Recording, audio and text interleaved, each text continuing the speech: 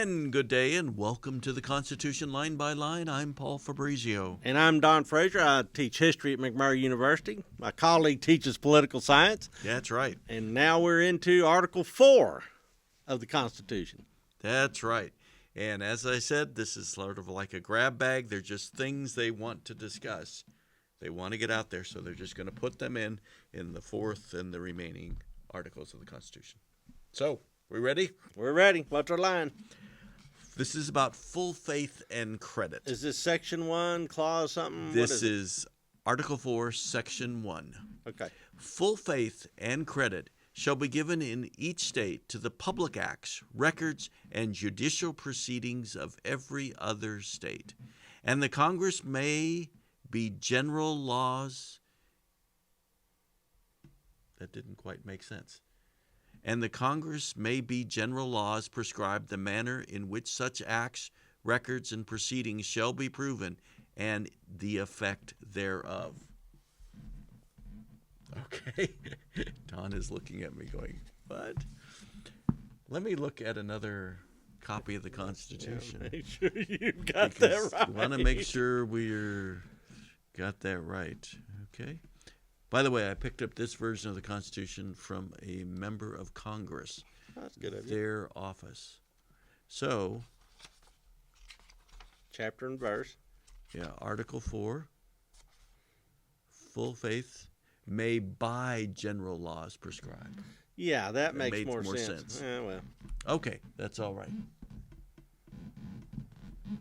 This book we're using, by the way, A Detailed Analysis of the Constitution, 7th edition, has been very, very helpful. And so they're the ones that provided the division of everything, and you're moving me around. Am I doing something wrong? I just heard this creaking noise. It sounded like we were at sea, man, and I was trying to figure out where it was. Where is our studio anyway? It's a sea. It's a ship. It's in the sea of knowledge. It is. There you go. Bobbing along, which apparently the federal judiciary has jurisdiction on. Yes, it does. All right, here in Abilene, Texas. Okay, so full faith and credit is what we're talking about here. Yeah, what's that mean? Okay, full faith and credit means that the laws of one state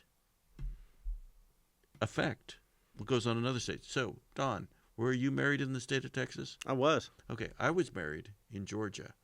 So I moved to Texas.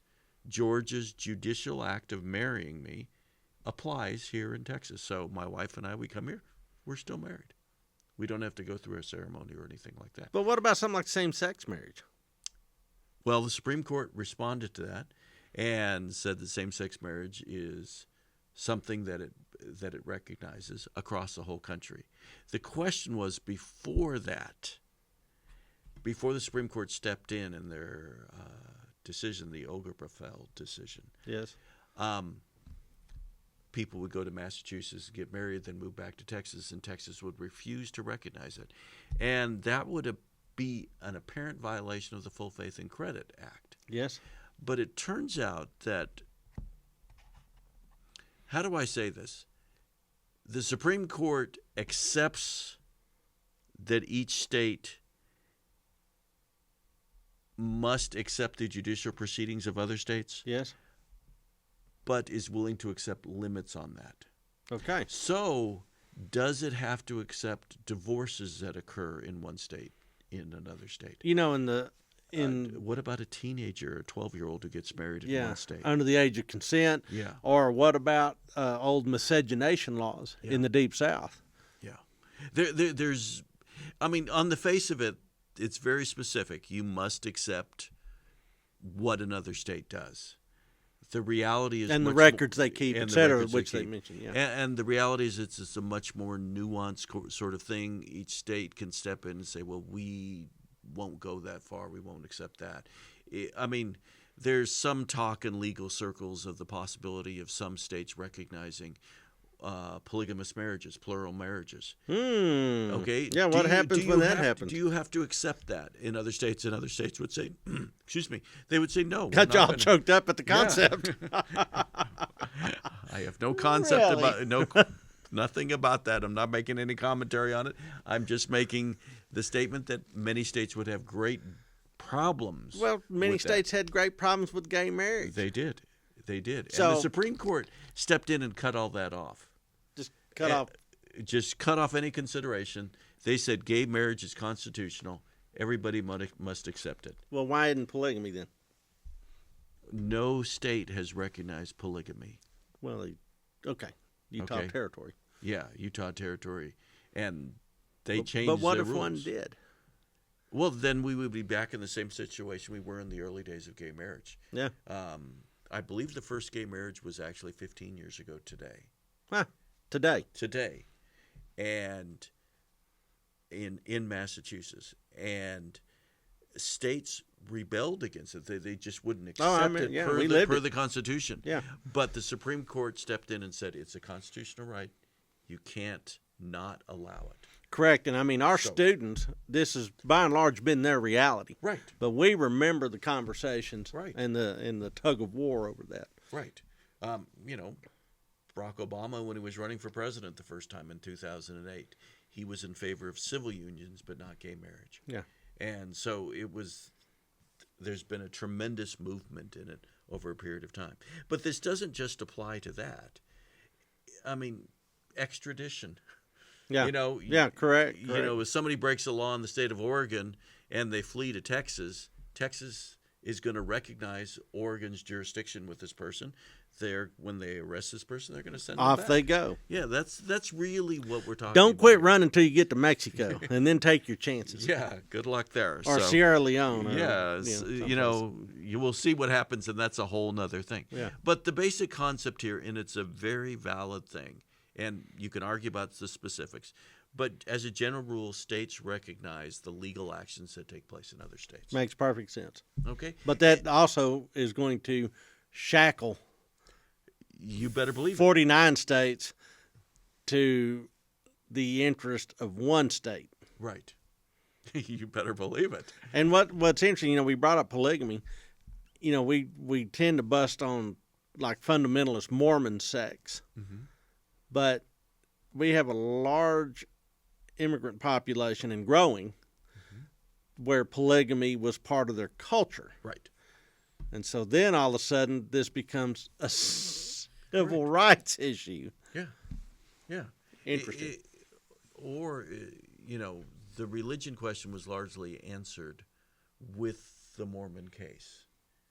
And, the people who settled in Utah, they went to the Supreme Court actually for the right to exercise their religion as they wanted to, and the Supreme Court turned them down. They said, no, you can do whatever you want, but not that. Yeah, and if you want to be a state in the United States, you can't.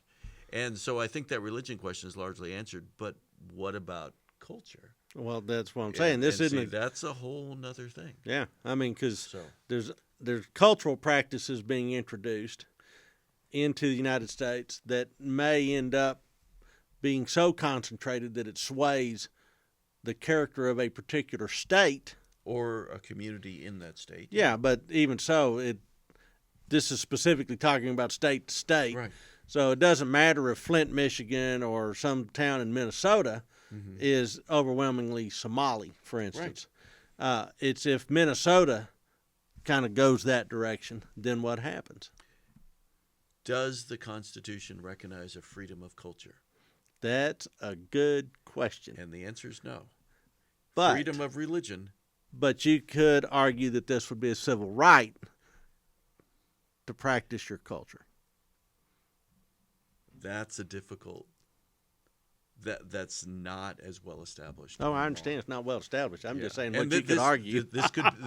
This could be a way to establish it if we get there. We're not there yet. We're not there yet, but it may happen in the lifetime of the people viewing this. Yes, it very well might. I mean, who would have thought when we were growing up that there would be gay marriage today? And the fact that a majority of Americans favor gay marriage. Yeah, or just completely indifferent. Yeah. So, I mean, things move, things change. So things change. Where are they going to go? Where are we going to end up? And this clause in the Constitution in Article 4 says, look, there are certain things that have to be transportable and transferable legally state to state. Yeah. Yeah. The basic thing, as I said, It just allows for the smooth functioning of government. It allows for us to live our lives in normal ways. I mean, it was very easy to move here as a married person, and the state of Texas accepts it. Not a big deal. So if you ever and my driver's license works. Yeah, exactly. But my concealed carry license does not work. Okay. So there's limitations. See, there's limitations, and this is the point. Even though it says full faith and credit shall be given in each state. So in other words, that would seem like it's an absolute. Yeah. The Supreme Court has allowed for a less than absolute interpretation of Because it just says full faith and credit. Yeah, you got a concealed carry license, and we recognize that in Texas.